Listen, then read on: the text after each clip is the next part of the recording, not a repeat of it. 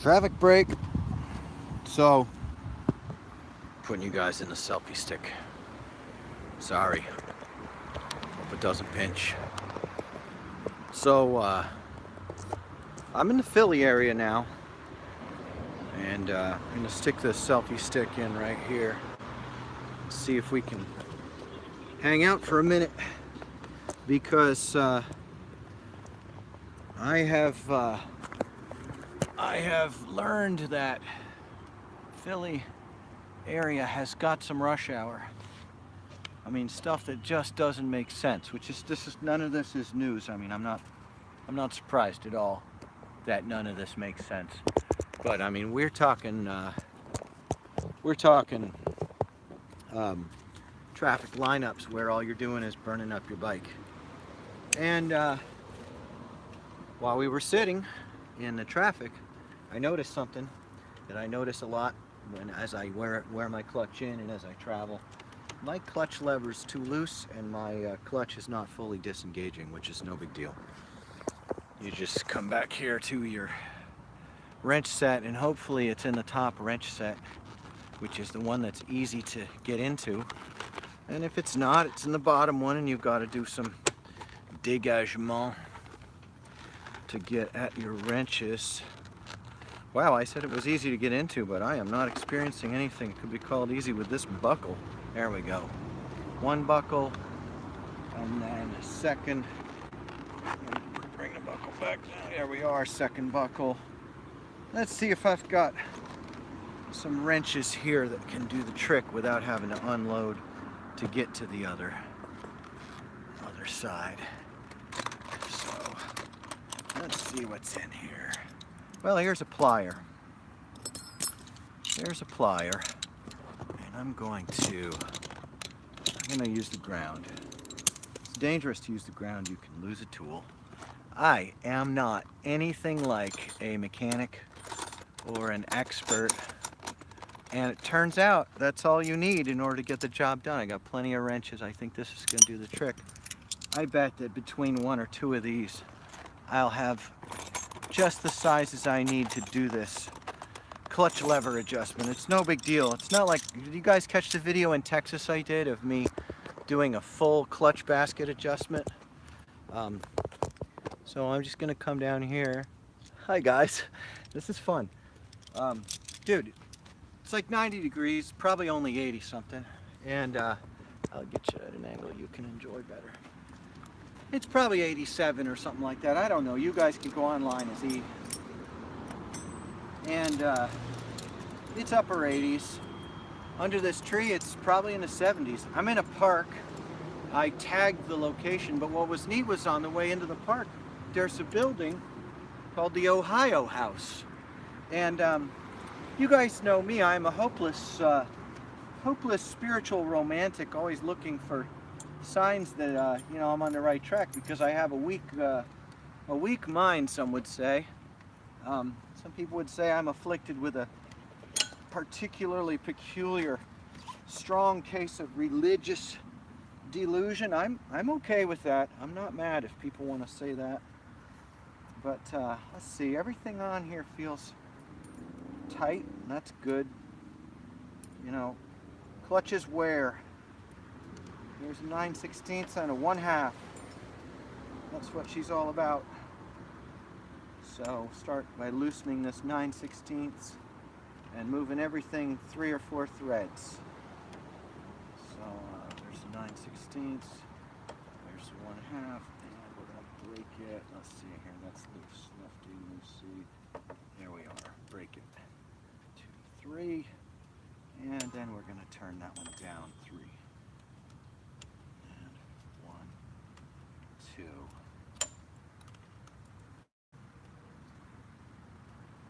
Until it meets. And I'm going to come up here and feel what that feels like. No, a little more.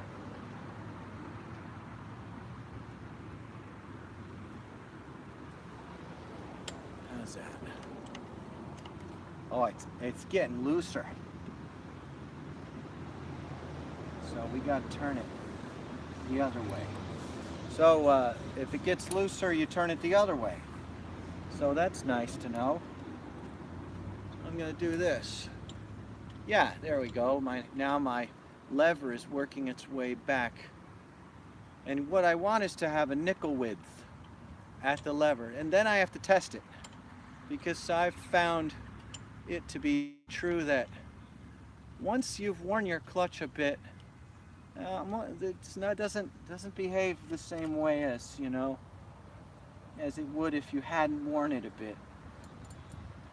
So I'm gonna just give this a quick tighten down. I gotta use 2 wrenches for that. Squeeze the two together. I'm just gonna tighten it down a little bit.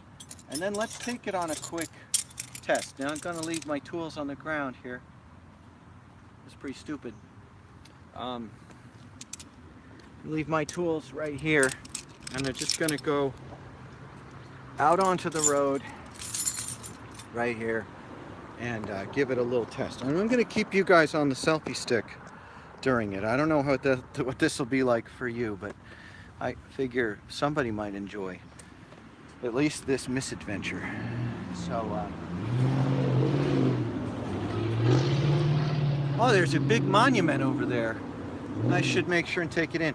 By the way, the line out of this place, like of cars, was incredible. Like an event just let out, but who knows? Maybe this is Philly traffic. Maybe it's just like this for a couple hours. And I didn't promise to be in before 8, so I'm happy. I'm gonna just buckle this real quick.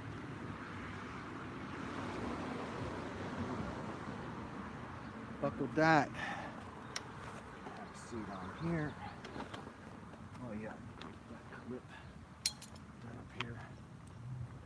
And we're gonna go ignition, and then we're gonna do prime. Stand up, and we're gonna go. Oh boy, I hope this doesn't turn out crazy.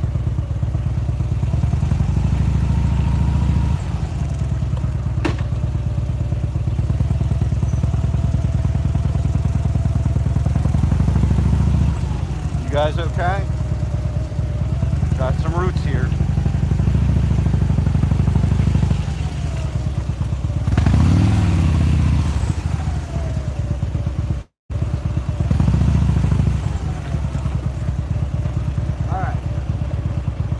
See where the engagement let's see where it engages. So letting it out, starts to grab here. All right, that's good. Let's see where it engages when it's going. Okay, it's good. The engagement zone is in the perfect place, and it's fully disengaged when I have the clutch in. That was the problem, was it was not fully disengaging when I had the clutch in. So I'm ready to pull back around, grab my tools. Yeah, this is much better. So, I've put a few miles on the bike now.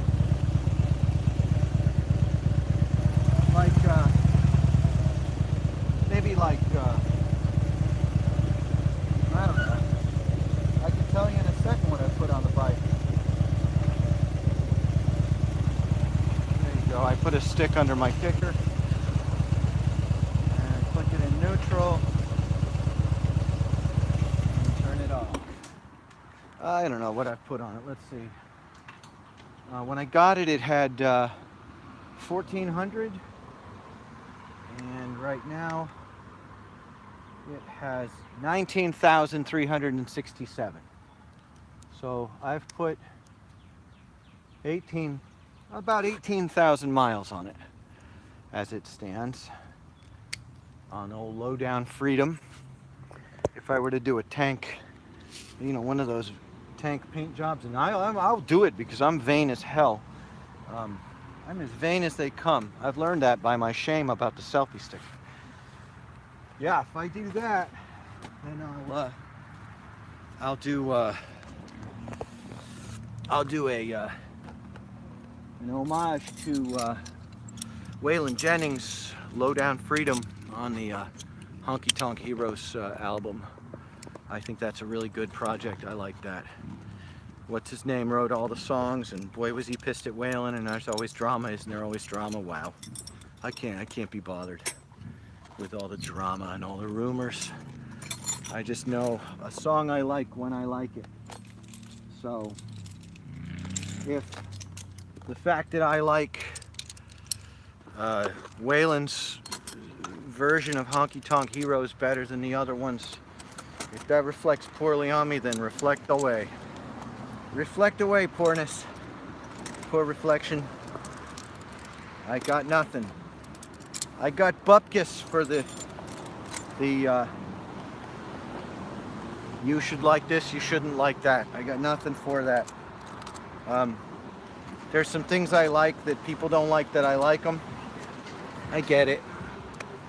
You know, there's some artists I like who've done some stuff that's really not popular. I had I had a pretty nice interaction. Somebody sent me a message the other day. They said, you know, I just want to let you know, you shouldn't like that publicly. Like, you shouldn't let people know you like music by this artist because they're not a good person for this, that, or the other reason. And this person saying this to me is really not a bad person, a good person, really good person. And they're completely right. The artist I was quoting was really a bad dude, not a good dude. And I didn't feel sad about it, because I just have to ask out of the whole thing, because if me liking something that, let's take I don't know, Public Enemy. You know, I bump Public Enemy along with everyone else. The funny thing about Public Enemy is that they back the teaching of Louis Farrakhan. Now, Louis Farrakhan is a gnarly ass dude, you know. Now, I don't mind. Chuck D's a really good song guy maker dude. I'm not mad because Public Enemy does music that some of it has some lyrics in it that are militant and racially charged. It doesn't bother me. Takes all types to make a world go round, and I feel tolerant of that, and that may not reflect well on me in some points in history. I'm okay with that. I'll still enjoy some of the things that Chuck D says that I really like, and I won't let it worry me. So